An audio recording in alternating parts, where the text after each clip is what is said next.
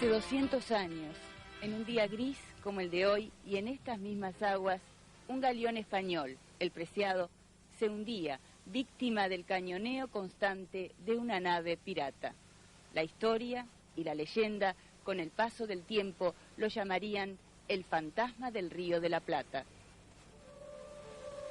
Llevaba en sus bodegas un valiosísimo cargamento de oro y plata buscado infructuosamente durante todos estos años y cuyo valor actual se estima en 400 millones de dólares, lo que lo ubica entre los 10 tesoros hundidos más importantes del mundo. Suerte similar corrieron más de 250 navíos cuyos cascos descansan en el lecho fangoso de este río conocido como el infierno de los navegantes. Cada uno con su propia historia, pero todos en un mismo cementerio ancho y misterioso. La vida del Preciado terminó muy cerca de la costa en junio de 1792. Pero la historia del Preciado hoy comienza un capítulo más, y Tele12, televisora a color, pretende ser un eslabón de esa historia. Quizás pequeño, pero testimonial. En él estarán insertos algunos de sus protagonistas, como el oceanógrafo argentino Rubén Collado y su equipo, quienes, tras 9 meses de intensas investigaciones, intentarán llegar a la tumba del Preciado. El Río de la Plata es un verdadero cementerio de barcos antiguos, donde se hundieron cantidad de galeones españoles. En la actualidad estamos buscando el Preciado, con 400 millones de dólares.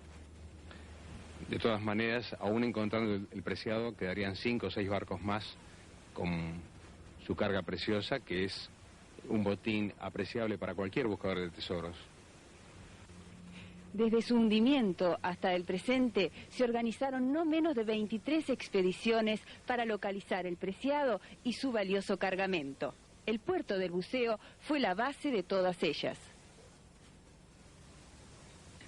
La primera la llevó a cabo un práctico del puerto de apellido Lenguas en 1793, apenas unos meses después del naufragio.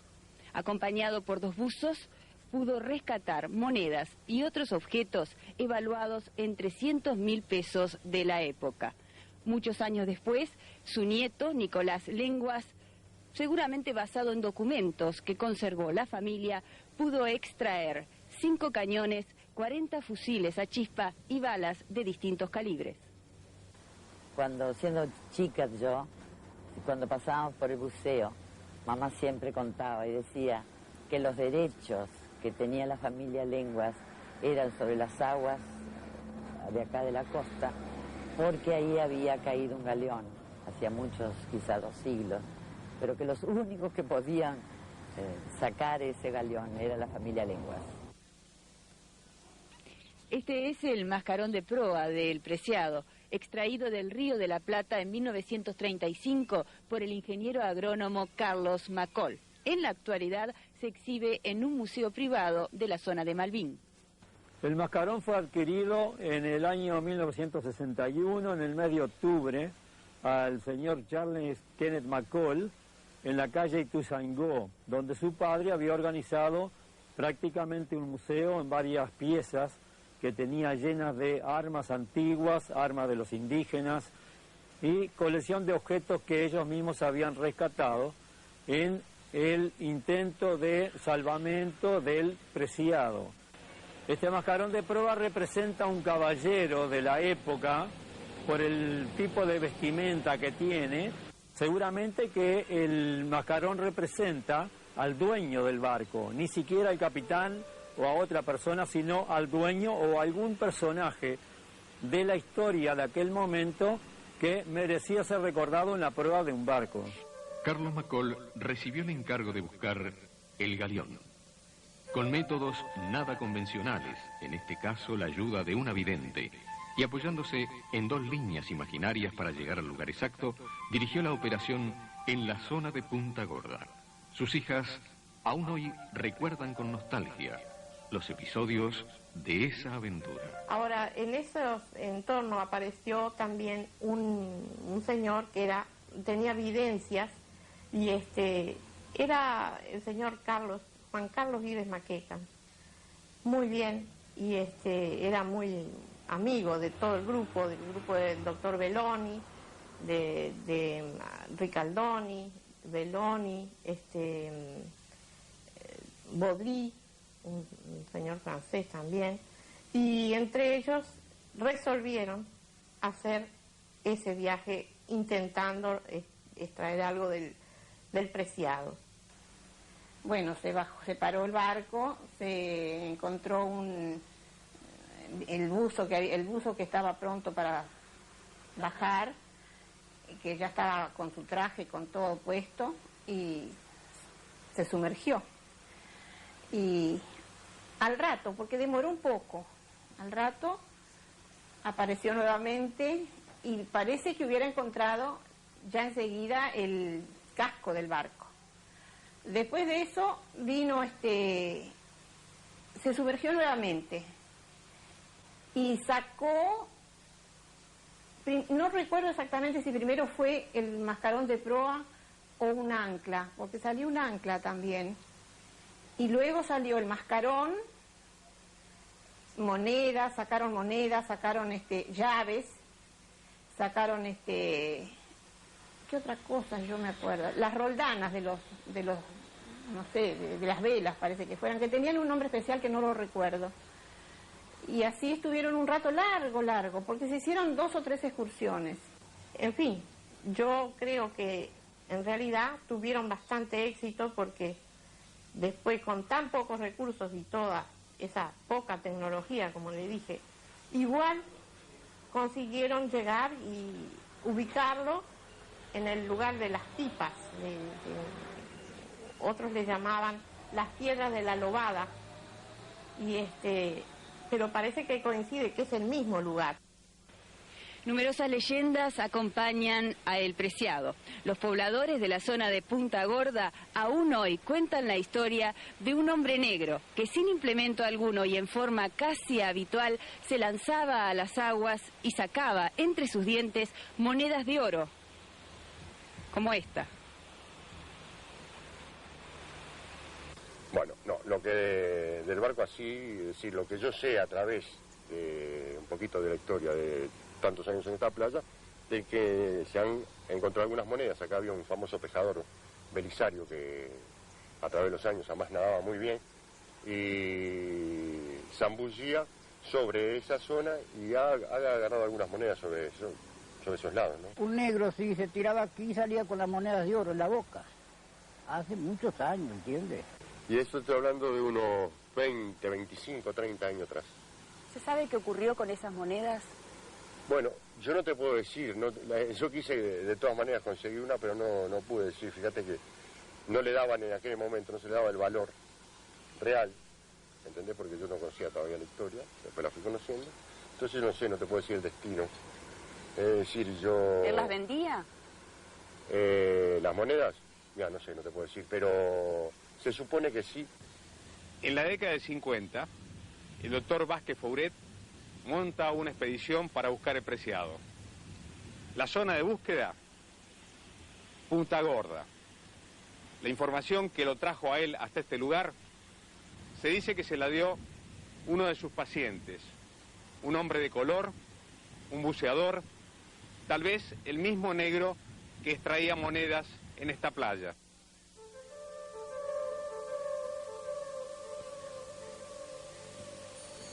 El doctor Arturo Vázquez Fouret y sus hijos Alejandro y Arturo se sumaron también a la larga lista de buscadores. Con la lancha Caprice recorrieron la zona y según se supo fue muy poco lo que pudieron extraer. Para esta expedición contaron con la ayuda del buzo Hugo Ormaechi. Bueno, estuvimos con el doctor Vázquez Fouret preparando material para buscarlo, detectores. Estuvimos bastante tiempo haciendo las pruebas y con unas lanchas que tenía yo una y otra del doctor Vázquez Fouret salimos a hacer unas pruebas, a buscarlo. Anduvimos buscando material tratando de ubicar el barco, el Preciado. ¿Dónde buscaban? ¿En qué zona? Era toda esta zona de por acá y por el puerto Buceo. ¿Buceo y Punta Gorda? Buceo y Punta Gorda. La zona de Buen Viaje también. A lo largo de casi 200 años, el Preciado ha dado numerosos indicios de su existencia bajo las aguas, como recordándole al hombre de su espera por el rescate. Es así que, con sorpresa, los pescadores han hallado en sus redes restos del galeón más buscado.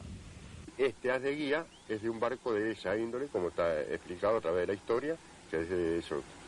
Y solamente es de esa época, o sea, a barcos de esa época, ya barcos modernos no. Entonces suponemos que sea el Preciado, porque está dentro del punto. ¿Lo sacaron con las redes? Sí, con los trasmayos. Muchos intentos quedaron atrás y también algunos hallazgos que llamaron la atención de los más escépticos. En un segundo tramo procuraremos aproximar cada una de las piezas de este rompecabezas.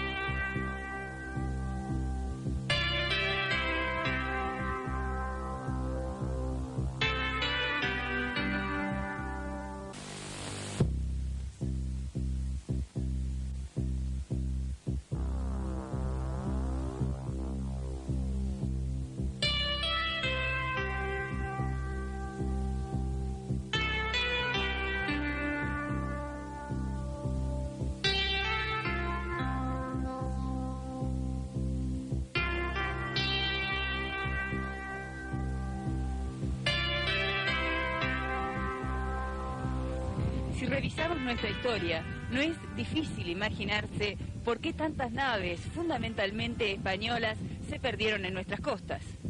Considerada la Plaza de Montevideo como el único antemural de las provincias del Perú, la bahía de Montevideo fue el centro de un fabuloso haz de comunicaciones marítimas.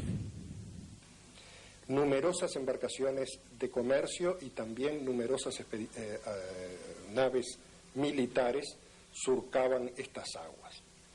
A ellas hay que sumar las naves que en todo tiempo practicaron el contrabando, las naves de otras naciones que emprendían viajes de reconocimiento de las aguas y las costas, con intenciones de establecerse, como en algún momento pensaron hacer los franceses y portugueses en Montevideo, antes de su fundación. Y por último, los combates emprendidos por los españoles contra portugueses, franceses e ingleses, y luego los combates que tuvieron lugar entre los bandos de la revolución iniciada en 1810, provocaron no pocos naufragios que se sumaban a los que provocaban las grandes dificultades opuestas a la navegación por los escollos, las restingas de la costa, y los vientos del sudeste.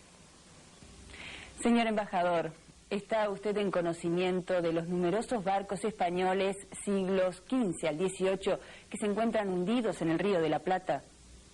Pues sí, tengo noticias de que efectivamente hay casi un centenar de barcos, según algunos de los cálculos que me han sido avanzados, que se hundieron en el Río de la Plata y en otros sitios también, incluso en las cercanías de las costas españolas, en el Caribe, en fin, hay muchísimos, las costas de Florida, hay muchísimos barcos porque tengamos en cuenta que durante esos siglos hubo un tráfico naval muy importante y este tráfico naval sufrió, como es lógico, pues las contingencias y los avatares que implica, desde los temporales hasta los ataques de piratas, los ataques de estados extranjeros, en fin, es decir, es un fenómeno, digamos, lógico, habida cuenta de la existencia de este tráfico, que, como digo, era muy importante. Podemos decir que desde las primeras carabelas que se les perdieron en la expedición a Solís hasta aproximadamente 1954-55, que es lo que nosotros hemos relevado en total, habría un número aproximado de 600 a 650 naufragios. Y eso sin contar varaduras o encalladuras que prácticamente son innumerables. Pero naufragios en sí, hasta una época de 1860, 65, que son los más importantes porque eran, digamos, los que eran que llevaban más valores y que incluso no podían a veces recuperarse totalmente, serían aproximadamente 200-250 barcos. La bahía de Montevideo es un verdadero cementerio de barcos hundidos. Es un gran cementerio de barcos hundidos. Recordemos que en un solo temporal, hace aproximadamente 100 años, se hundieron en un día 80 barcos dentro de la bahía, y muchos de ellos todavía permanecen ahí. Con el correr de los años, muchas embarcaciones que venían desde España hasta aquí, que venían en muy malas condiciones, terminaban sus días, por falta de carena, por falta de mantenimiento, terminaban sus días dentro de la bahía. Tal es así que hubo un decreto que obligó o que obligaba el gobierno a extraer esas embarcaciones, y muchos dueños, que consideraban que era antieconómico, las dejaban abandonadas. Hoy podemos ver el puerto de Montevideo aún con una cantidad de chatas o embarcaciones más o menos antiguas que están arrumbadas contra los muelles, lo cual hace poco operativo este puerto. En esta misma bahía también, en 1792, se hundió otra nave española, la fragata Nuestra Señora de Loreto. Sorprendida por un fuerte temporal, cuando intentaba ingresar a puerto, la Loreto naufragó con un importante cargamento de mercurio, evaluado en la actualidad en $40 millones. En un hecho sin precedentes en el Río de la Plata, Rubén Collado la encuentra bajo las aguas en 1985. Bueno, después de muchos años de buscar en los archivos, de buscar información, de contactarnos con historiadores uruguayos, argentinos y españoles, teníamos la convicción que la Loreto estaba hundida en una área. Pedimos al gobierno uruguayo esa área para operar, y luego de un año de trámites logramos un contrato. Una vez en poder con ese contrato, trajimos equipos sofisticados desde Norteamérica y entramos a rastrear. No tuvimos suerte. En una zona muy chica de 1000 por 2000 metros, no tuvimos suerte. Volvimos a la carga con una segunda opción sobre ese contrato y finalmente ubicamos la Loreto. La ubicamos de la manera donde se había hundido y como decían los historiadores que tenían que estar, volcada sobre una de sus bandas. La Loreto aparentemente está entera porque la hemos tocado con ganchos, hemos sacado su perfil con equipos de televisión sofisticados. Hemos entrado hasta tocarla prácticamente en el barro, está tapada por 3 metros de fango. Hemos colocado cañerías y con riesgo de los buzos, porque es barro muy blando en algunas partes y muy sólido en otras, donde se desmorona a veces. Los buzos han penetrado para extraer cosas. Sacamos aproximadamente 300 objetos, entre los cuales podemos destacar un gran cañón que le llamamos Adarm por ser el primero, que venía con toda la carga explosiva para mandar una munición, pero la munición faltaba. Esto nos indica que ese cañón estaba listo para pedir auxilio. No era un cañón agresivo, sino un pedido de auxilio.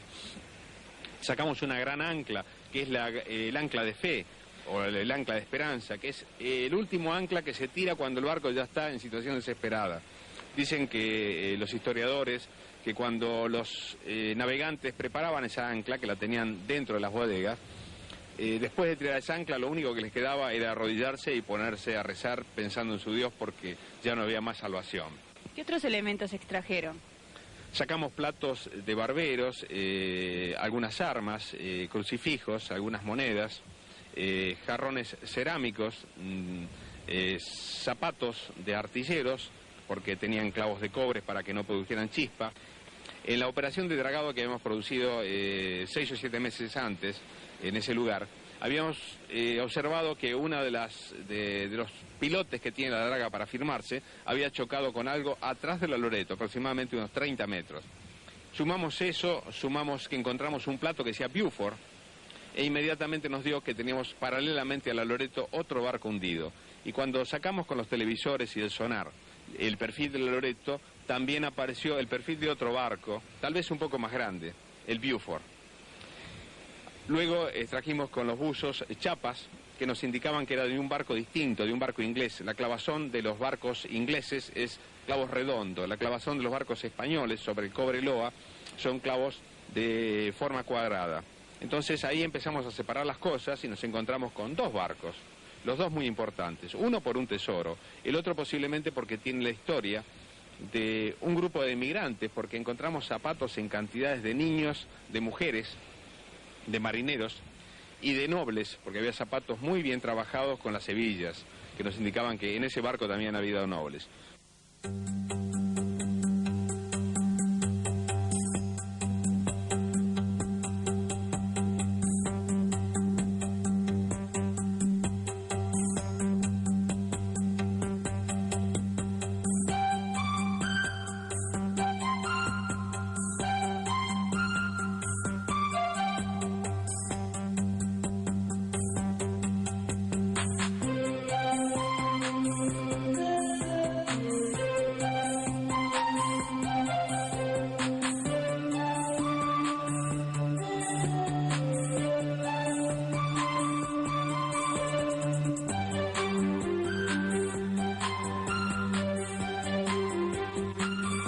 Se detuvo la operación.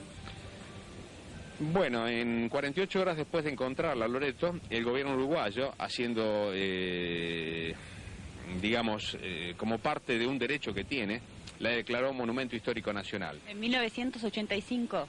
En 1985, 48 horas después de haber declarado nosotros que habíamos encontrado a Loreto. ¿Cómo el Estado puede declarar monumento histórico algo que nunca vio?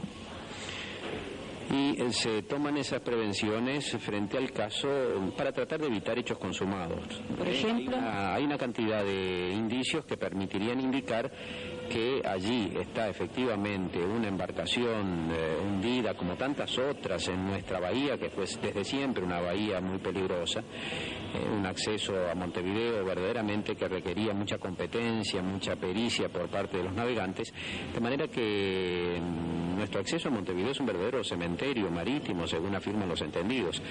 Como aquí se trataba, de acuerdo a los indicios, de una posibilidad cierta de que hubiera una riqueza patrimonial que pudiera beneficiar a la totalidad de los uruguayos, se entendió que era del caso tomar las únicas acciones que a nivel legal existían. Ellos tienen ese derecho de declarar monumento histórico, pero nosotros tenemos un contrato en el cual ese derecho, en el momento que se firmó, no existía. O sea que ahora estamos tratando de llegar a un acuerdo con el gobierno uruguayo para que ellos acepten nuestros derechos y nosotros de alguna manera engancharnos o juntarnos con los derechos de ellos, para que ambas partes podamos tener un final feliz. Supóngase de que este tipo de situaciones significan inversiones de decenas o centenares de miles de dólares. Una expedición que viene acá a buscar un barco, lo encuentra, no puede estar paralizada después esperando que el Estado uruguayo se le ocurra hacer el contrato de extracción cuando en la ley ni en la reglamentación existe ningún tipo de plazo. Pueden pasar 6 días, 6 meses o 6 años. Y usted no puede hacer una inversión que es a puro riesgo, por la cual usted va a buscar algo que no sabe si lo va a encontrar. Se trata de navíos que se han hundido en el siglo XVII, siglo XVIII, que se sabe que además están tapados por metros de fango, que es muy difícil encontrarlos, que significa una inversión costosísima. Y usted no puede, una persona que hace una inversión a riesgo como esa, después que lo encuentra, ponerle trabas a la expedición y hacerle esperar para hacer un contrato de extracción. Con la agravante de que incluso si se lo declara monumento histórico ni siquiera puede hacer la extracción, porque la extracción habría que hacerla siguiendo normas que tiene que dictar la propia Comisión de Patrimonio Histórico. Pero usted le pide a la Comisión de Patrimonio Histórico que le dicte las normas a las cuales hay que sujetarse y no se las dicta. Entonces estamos en una situación en que evidentemente la legislación uruguaya vigente no es apta para esta situación. Es imprescindible buscar una solución que le dé al inversor seguridad. El que invierte decenas o centenares de miles de dólares tiene el derecho a que si encuentra el barco se le respete el derecho a 50% de lo que extrae o de lo que encontró. Y además es imprescindible que no se paralice una expedición que cuesta tanto dinero, costo mensual de miles de dólares, buzos, una cantidad de personal que está permanentemente trabajando, incluso a veces traído del exterior. Usted no puede estar, después que encontró lo que está buscando, no puede estar esperando que el Estado uruguayo se le ocurra hacer el contrato de extracción.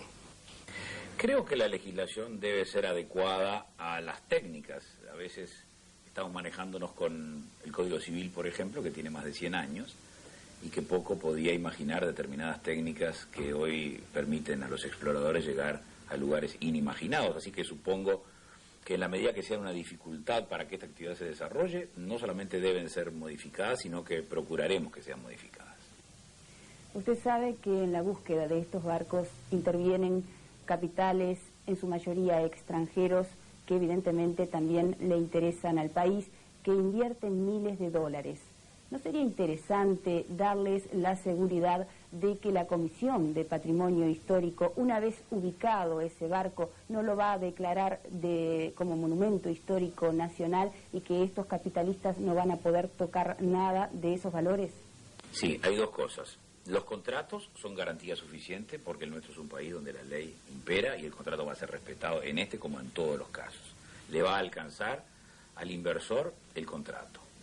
Lo que sí vamos a disponer es que la Comisión de Patrimonio Artístico no sea impedimento del cumplimiento de un contrato. Tal cual se estableció en este contrato, que hay un derecho a adquirir determinados bienes que tengan valor artístico. Si aparecen 500 barras de oro, ¿qué valor desde el punto de vista histórico? Puede ser una de ellas para mostrar cómo eran las barras de oro en esa época, si tenían un sello real, si tenían una forma distinta. Lo que le va a interesar al patrimonio, a la Comisión de Patrimonio Artístico es el ancla, la brújula, los cañones, la parte de la quilla, de las cuadernas, que son los aspectos estructurales de un buque. El inversor no viene a buscar eso, viene a buscar el oro, el platino, las monedas de oro, no sé lo que puede haber en esos tesoros. Así que creo que es muy fácilmente delimitable y tal como en este contrato se delimita, se va a cumplir en todos los demás. Y nunca va a haber, mientras nosotros tengamos la responsabilidad de gobierno, y supongo que en el futuro, un malentendido de este tipo, porque creo que se han perjudicado todas las partes. Ni la Comisión de Patrimonio ha visto nada y el país no ha disfrutado de ver el tal buque que está sepultado en el barro de la bahía, ni los inversores han llevado su parte que honestamente se la podían ganar. El viejo mundo, el Caribe y el Pacífico conocieron de naufragios famosos. El Río de la Plata ostenta los suyos, la Loreto, el Agamenón y tantos otros. En una de sus numerosas trampas también cayó el Preciado. En un tercer bloque insistiremos en los pormenores de su búsqueda.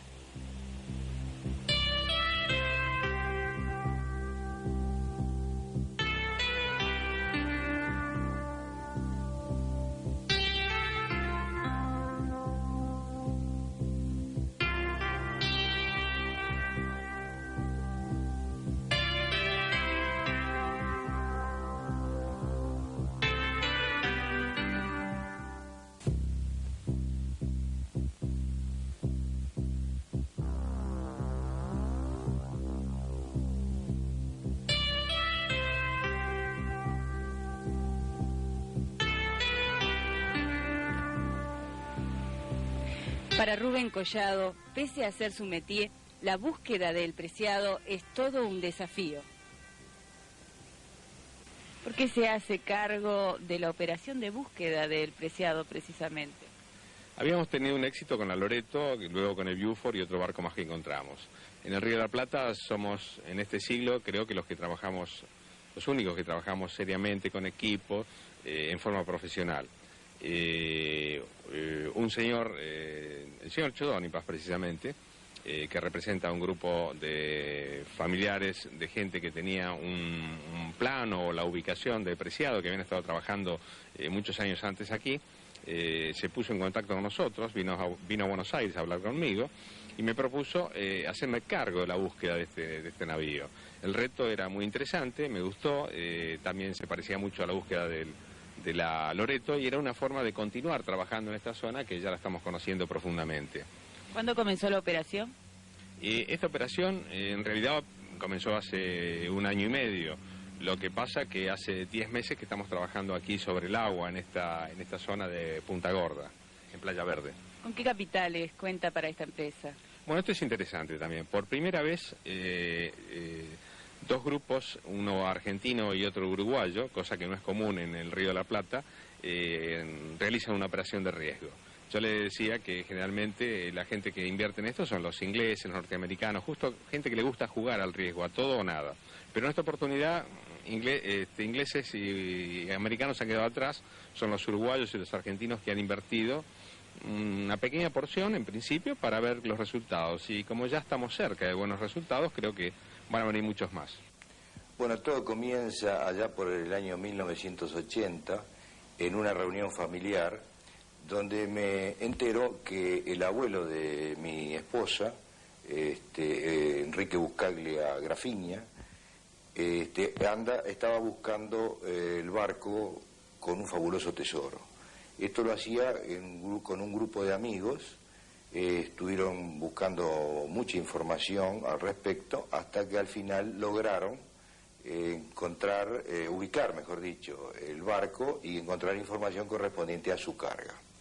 En ese momento, lamentablemente, no pudieron hacer nada porque no había medios. Pasaron unos años y luego, allá por el año 1955,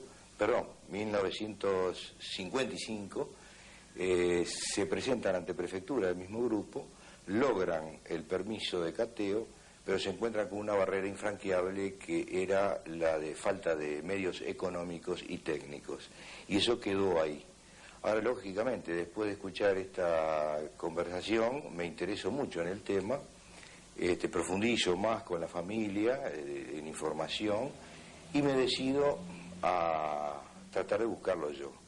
Logro la colaboración de profesionales en distintas ramas que me asesoraron y me asesoran, y me presento ante prefectura a obtener el permiso. Eso fue en el año 85, el cual, por una resolución en el año 89, se me concede, y recién firmo contrato a principios del año 1989.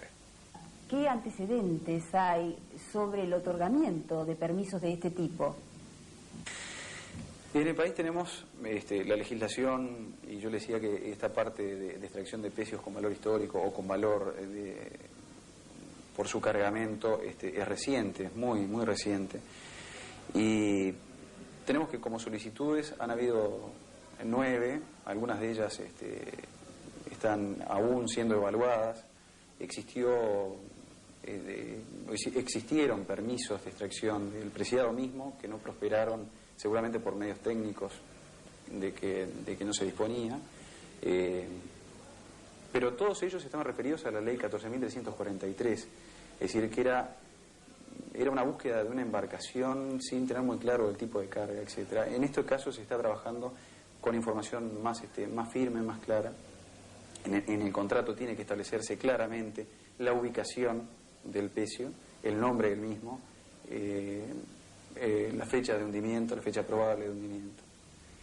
En este momento tenemos 3 permisos otorgados de esos 9 que existen. Uno de ellos es el anterior depreciado, es decir, hubo un concesionario, por decirlo de alguna forma, anterior, que no prosperó obviamente la búsqueda. En este momento está el del señor Chioni Más, y el tercero que tenemos... ¿El tercer permiso fue el de la búsqueda de la Loreto? El tercer permiso, exactamente, es el de la búsqueda de la Loreto. ¿El interés suyo es únicamente por el tesoro o el barco también es importante? Bueno, en principio es el riesgo, es el desafío. Luego viene el tesoro, porque los financistas quieren ver un resultado económico de esta operación. Pero el barco en sí, o los pedazos de barco, aunque sean pedazos, son muy importantes históricamente y económicamente. Todo lo que traen esos barcos tiene un valor histórico y económico muy importante para el Uruguay o para cualquier otro país que desee comprar estos elementos para tener en un museo o para colecciones privadas. Sería de interés seguramente para España, teniendo en cuenta que se acercan los festejos de los 500 años del descubrimiento. Usted estuvo en España, ¿qué pudo contactar allí? España en este momento está tratando en Sevilla de organizar un evento que va a ser tal vez el evento del siglo. Son 2 eventos juntos que se reúnen, es el centenario, una exposición del centenario y la exposición de los 500 años. Con respecto a la exposición de los 500 años, los organizadores están tratando de llevar elementos arqueológicos de barcos que hayan estado navegando las aguas del Caribe o las aguas del Río de la Plata, y no es muy fácil encontrarlos. Nosotros tenemos una verdadera cantera en el Río de la Plata que podríamos fácilmente acercar y rápidamente acercar elementos a ese evento. Eso le daría al Uruguay la posibilidad de estar en la vidriera del mundo para que 36 millones de turistas, cuando van ahora a la feria dentro de un año y medio, puedan saber que el Uruguay existe como un país pequeño pero muy interesante para hacer inversiones, para hacer turismo. Ese barco que nosotros podíamos rescatar o esas partes de barco serían también elementos arqueológicos para el estudio de los 500 años. Pensamos que el presidente de la Nación, el doctor Lacalle, por las manifestaciones que nos ha hecho, está muy interesado que así sea y que nosotros podamos rescatar partes o un todo de un barco para llevarlo a España en representación del Uruguay. En tal sentido, ¿el gobierno español podría llegar a un acuerdo con el gobierno uruguayo? Pues existe esa posibilidad, evidentemente, como lo acabo de puntualizar. Lo que hace falta es que las autoridades uruguayas pues manifiesten su voluntad a las autoridades españolas y concretamente a la Sociedad Estatal para el Desarrollo de Programas de Quinto Centenario, y entonces pues podrían estudiarse esta posibilidad. Es necesario pues que se facilite primero información, que se haga un estudio técnico de las posibilidades de recuperación, y evidentemente ambas partes pueden estudiar el tema conjuntamente, pueden arbitrarse soluciones, y a mí personalmente me haría mucha ilusión, ¿verdad?, de que eso fuera así. El rescate puede hacer aflorar, hacer aparecer objetos de un gran valor para el país. Una embarcación, todos sus aditamentos náuticos tienen un doble valor, el artístico y el valor venal, digamos, el valor comercial. Allí es donde creo que se debe limitar la acción del Estado para, cumpliendo lo que dice el contrato en este caso, tener la opción de seleccionar, y si mañana pudiéramos armar en Montevideo, como se ha armado en Oslo, me han dicho, los antiguos barcos vikingos, armar aquí los restos de una carabela y convertir ese objeto en un atractivo turístico, educativo, didáctico, si pudiéramos llevarlo a nuestro pabellón de la exposición de los 500 años de España, digo que sería una manera de que se cumplan las finalidades de protección del patrimonio artístico. ¿Qué ocurre en otras partes del mundo con estos barcos? El Atocha fue un poco el despertar de los buscadores de tesoros. Siempre existieron. Tal vez el primer buscador de tesoros que existió fue Drake, que la reina le comisionó buscar un tesoro al principio, la reina inglesa, y luego lo nombra precisamente Sir Francis Drake, en razón de haber recuperado ese imponente tesoro. En la actualidad tenemos algo así como 35 o 40 buscadores de tesoros profesionales que se dedican a buscar barcos hundidos que transportaban tesoros de la colonia generalmente. El Atocha fue, decía, abrir un poco a la gente la fantasía de la búsqueda de tesoros en la actualidad. Hay que ver que ahora tenemos equipos sofisticados, detectores de metales, equipos de buceo como los que inventó o diseñó el comandante Cousteau. Ya las barreras de la profundidad no existen.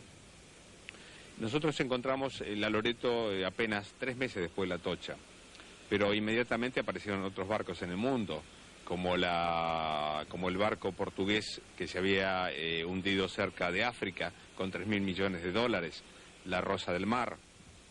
Hace pocos meses aparece un barco a 250 metros de profundidad que se llama el US American, que traía el oro de Yukon.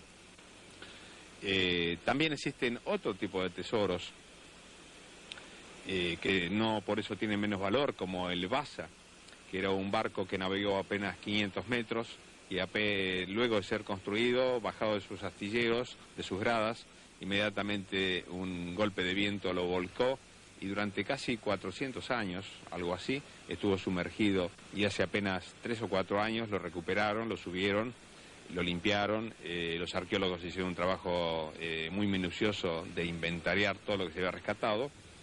Y ¿Es el único caso a nivel mundial? No, Suecia tiene ahora su museo, pero hace también pocos años Inglaterra recuperó el Mary Ross, que era un barco insignia de los ingleses, y ese barco estaba a la mitad en buen estado, la otra mitad se había podrido por el tiempo, y en este momento también hay un museo que se llama en Inglaterra el Mary Ross. Y un tercer caso tan importante como eso es la Coca de Bremen. Es un barco de la Liga Hanseática que está en Alemania, está dentro de un gran recipiente de líquidos conservadores, y ese barco tiene unos 23, 24 metros, un poco menor que los otros anteriores. Pero todos estos barcos tienen un valor muy grande, un valor excepcionalmente grande, que es el histórico. ¿Cuál es el valor material de lo rescatado en el caso de la Atocha? Y la Atocha, en valores actuales, monetarios, se calculan 400 millones de dólares. Pero el valor en sí de otros objetos que no han sido vendidos, como cerámicas, recipientes, armas, elementos de la época, hay que ver que estos barcos precisamente eran verdaderas cápsulas de tiempo. En su interior conservan un tiempo muy definido, muy concreto, que demuestra todo lo que se hacía a bordo o cómo se comercializaba de una zona a otra. Por eso tiene un valor muy grande. Para los buscadores de barcos hundidos, ¿cuál es el tesoro más codiciado hoy por hoy? Bueno, el San José. El San José es un barco que transportaba algo así, a valores actuales estamos hablando, 10.000 millones de dólares. Se encuentra hundido en las costas colombianas y fue detectado por una empresa por medio de un satélite. En este momento hay un juicio que reclaman los propietarios de ese satélite o de esa información que le dieron al gobierno colombiano, por un lado. Por otro lado, el gobierno colombiano tiene que llegar a 250 metros de profundidad para rescatar ese barco. La vida de un buscador de tesoros debe ser muy particular. Es una vida particular, es una vida de aventuras. O sea que uno a veces no juega ni bebe, pero tiene otros vicios como arriesgarse. Y uno arriesga dinero, arriesga tiempo, arriesga amigos, arriesga familiares.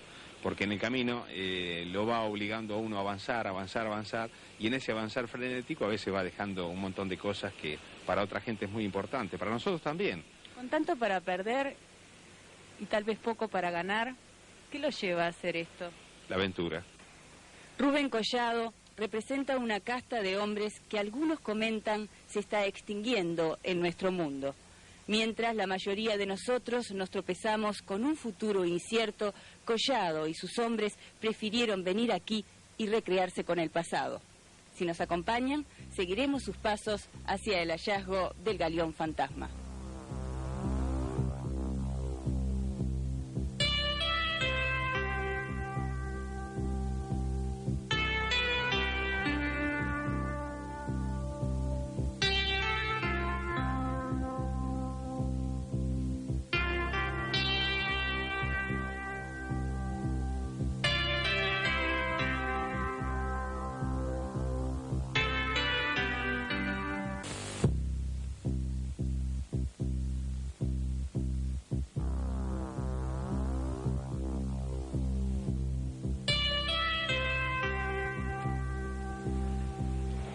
Tele12 Televisora Color seguirá paso a paso los momentos más trascendentes de la culminación de este trabajo que se inició hace 9 meses en aguas de Punta Gorda.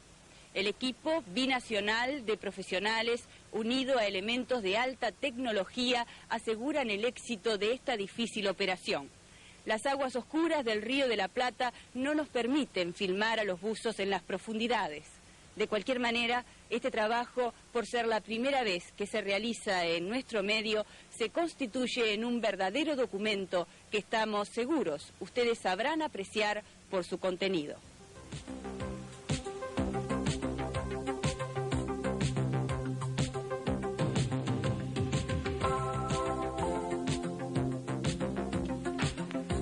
Hace varios meses nos integramos al trabajo del equipo.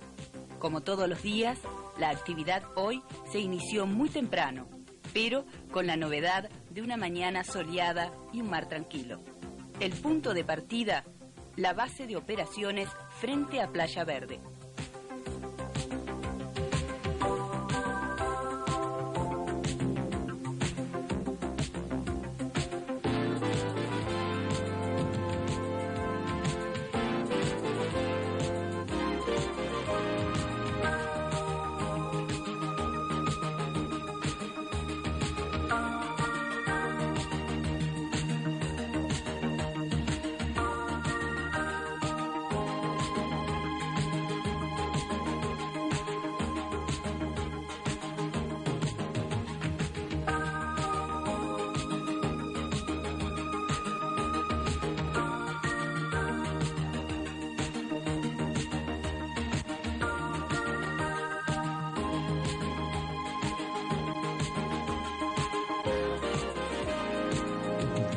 En esta etapa, la vedette es el magnetómetro protónico de origen norteamericano, cuya función es nada menos que la de encontrar objetos metálicos bajo las aguas.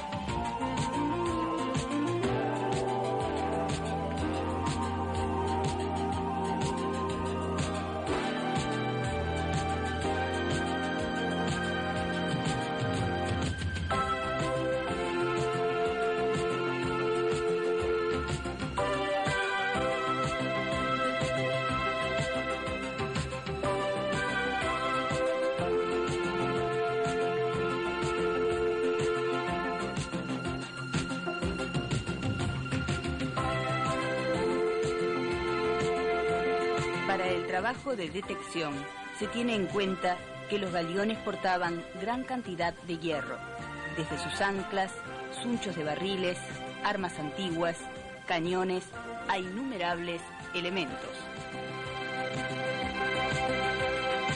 Bueno, del equipo técnico que tenemos nosotros, en Sorbona, compresores, detectores, el más sensible que tenemos es el detector de anomalías magnéticas, el Proton 2.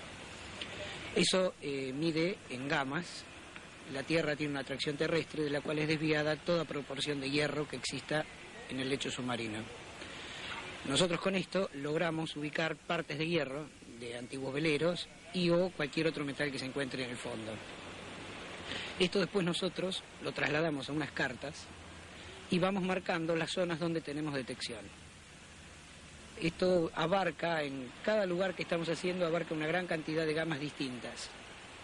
Es muy complejo el sistema, pero es muy sensible, es muy práctico. Luego, sobre las cartas, lo que nosotros hacemos es ubicamos la zona y luego mandamos los buzos con una sorbona para que puedan encontrar lo que ha marcado el aparato.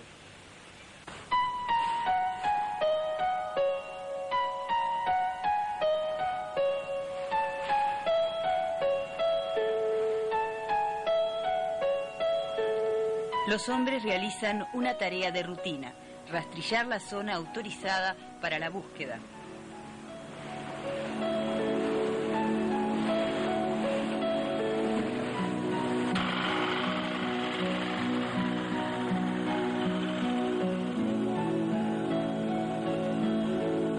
De pronto, el torpedo arrastrado por el Zodiac comienza a transmitir señales de una intensidad no registrada hasta el momento.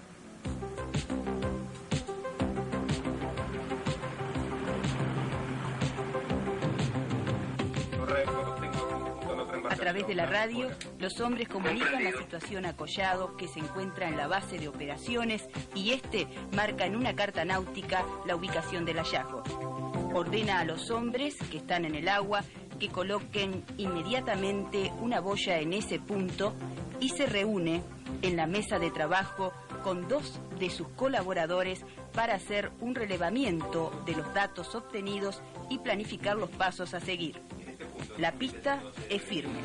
Indicaría la ubicación de grandes cantidades de metal y, por ende, seguramente el hallazgo de un resto importante del barco, basados en que el galeón se ha ido despedazando y dispersando paulatinamente con el paso de los años. Es más fuerte donde empieza. Es más fuerte siempre, pero siempre empieza como si fuera como una galería que se va corriendo hasta el fondo. En pocos minutos, Collado dispone el traslado hacia la playa de otras embarcaciones de apoyo, todos los equipos necesarios y el personal que aún se encuentra en tierra. Ordena a sus hombres que comience el operativo y se traslada personalmente a la zona.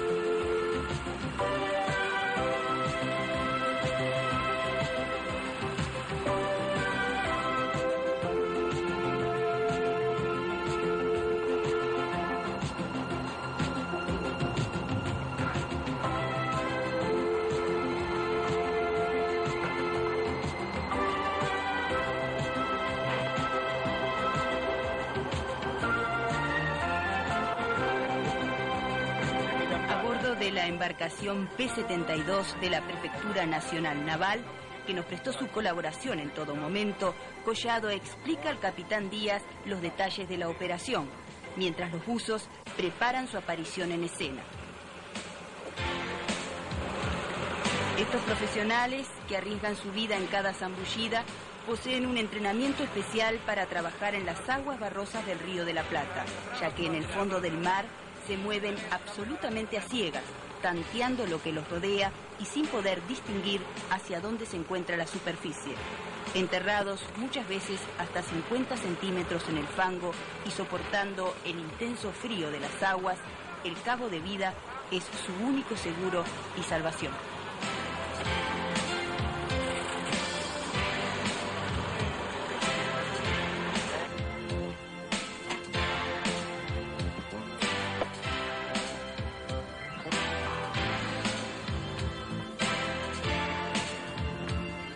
La preparación que se necesita es bastante exigente, porque cuando uno se sumerge a 20 centímetros del agua ya pierde totalmente la visibilidad y es como si uno hubiera nacido ciego o algo peor, no sé, porque es distinto ver y después no ver nada, ¿no es cierto? Bueno, se bucea así con cabo de vida, que lo tiene otro buzo, que también tiene que estar al mismo nivel de entrenamiento, ¿no? Y se baja, se pone de acuerdo a las señales, porque uno tiene un tirón, por ejemplo, es preguntar cómo está, 2 tirones es una señal a convenir, 3 tirones es regla general subir, 3 tirones, ¿no? Y bueno, de repente uno está sumergido y el buceo es totalmente a tacto, o sea, cierra los ojos y entra a tocar y a imaginarse lo que puede ser. Yo generalmente tengo experiencia y siempre acierto con lo que me imagino que estoy tocando, ¿no?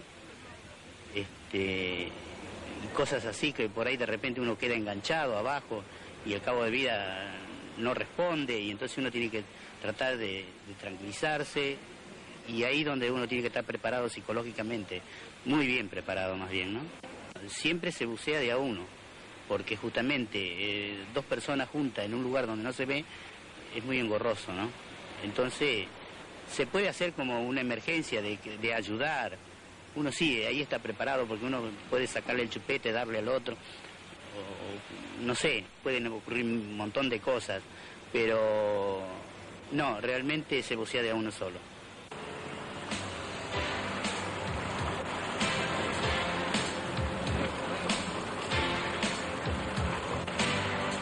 Quisimos experimentar una sensación nueva, la misma que para los buzos es algo de rutina, la sensación de encontrarnos en un medio poco conocido, totalmente a ciegas. Ningún detalle debe escapar en los preparativos de una inmersión y el chequeo minucioso de los implementos a utilizar es indispensable. ¿Abierto?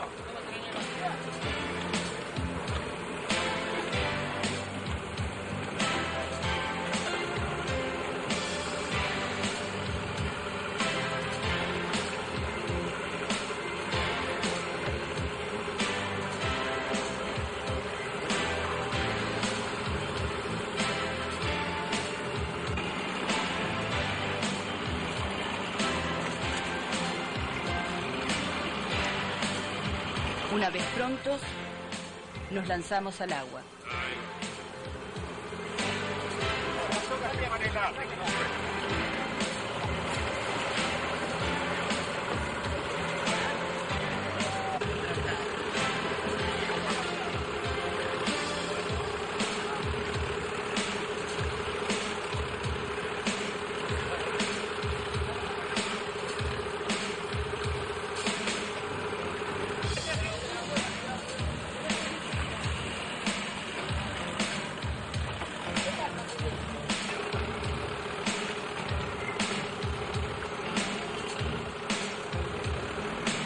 Les aseguro que esta experiencia superó todas las expectativas.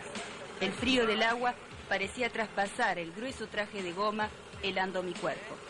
Solo unos minutos fueron necesarios para comprobar que a pocos centímetros de la superficie no se ve absolutamente nada.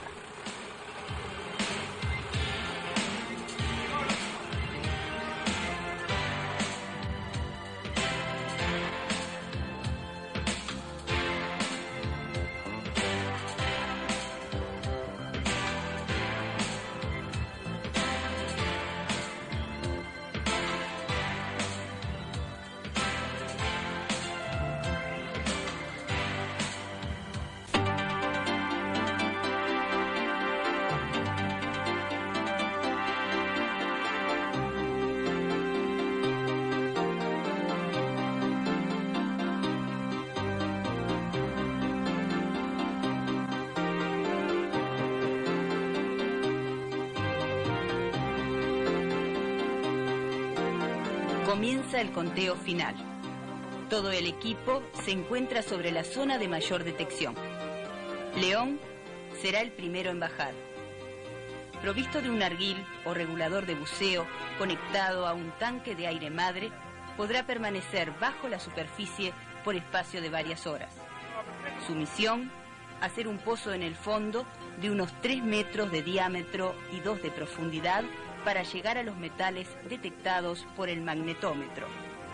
En una profundidad de unos 6 metros de agua, el buzo aspirará el fango del fondo con una sorbona, la que a través de un largo caño lanzará el barro hacia la superficie y lo depositará en un tamiz muy fino, donde no podría escaparse ni una moneda. La expectativa va creciendo a medida que transcurre el tiempo.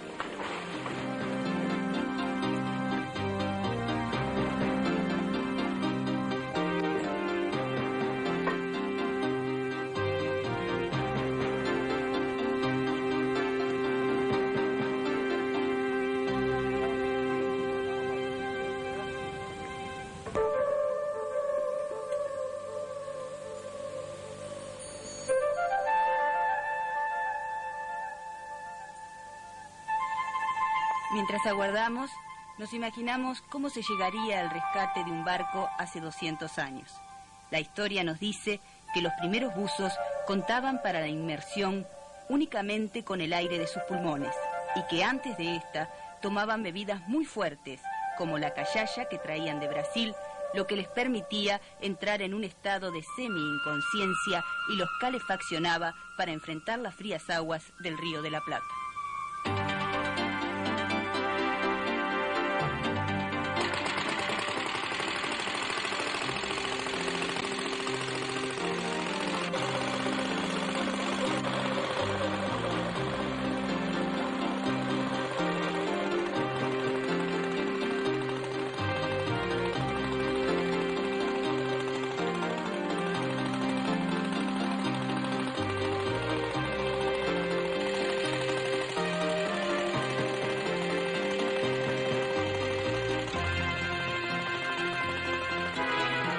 Historia de piratas y barcos cargados de tesoros, con todo el misterio que esto encierra, siempre ha atraído la atención fundamentalmente de los niños. Tal es el caso de nuestro colega Carlos Rodríguez, quien, impulsado por sus hijos, profundizó en el tema y hoy se encuentra junto a nosotros compartiendo esta experiencia.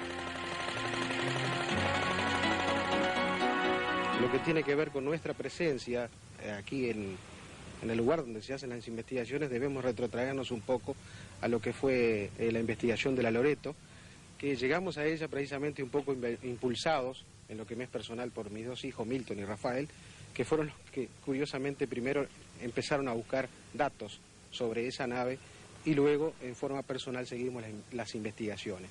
Ahora estamos acá frente a Punta Gorda, felizmente los trabajos están terminando y estamos ante la presencia de un nuevo hallazgo que coloca a nuestro país, a Uruguay, a la palestra, digamos, de este tipo de investigaciones en el mundo.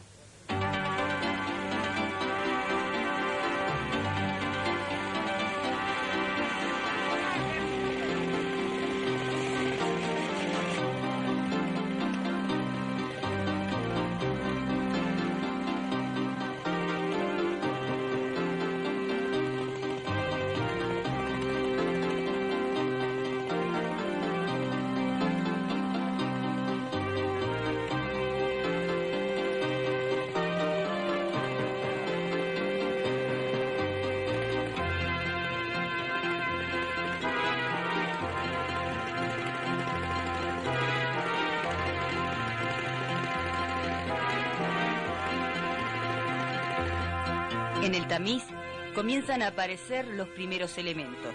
Piazabal, fibra muy antigua, utilizada en la confección de cabos para las anclas y pequeños trozos de madera.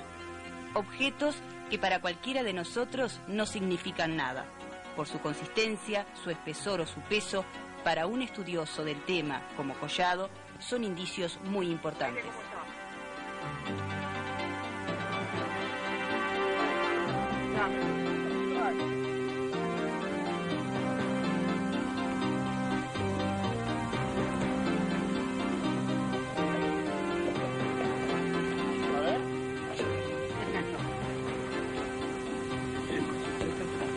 Un pedazo de madera, muy viejo, muy fuerte.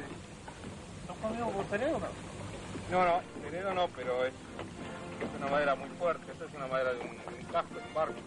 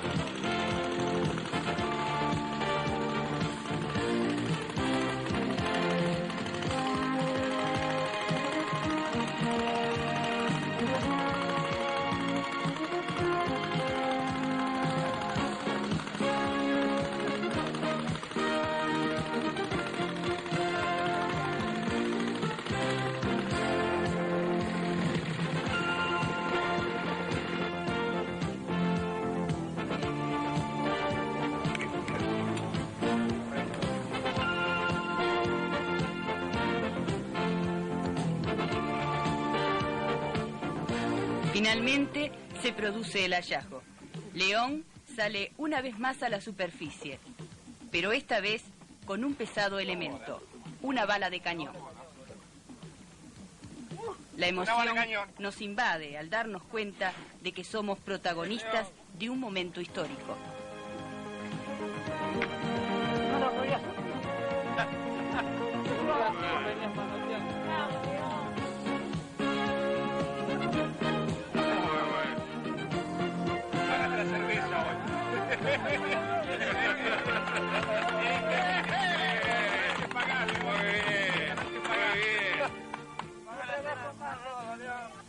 Collado, ¿qué va a decir la bitácora hoy?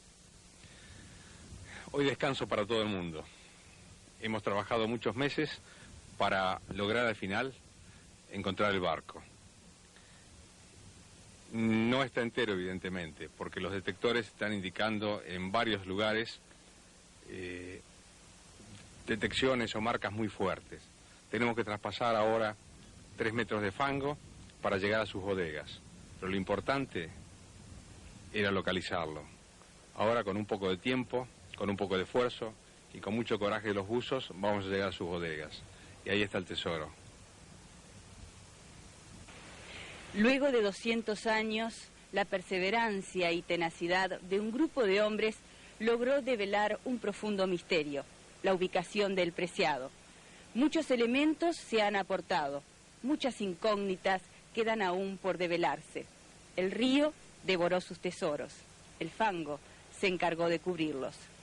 Quizás ahora se inicie la tarea más difícil, rescatar de sus entrañas el fabuloso tesoro que España esperó en vano.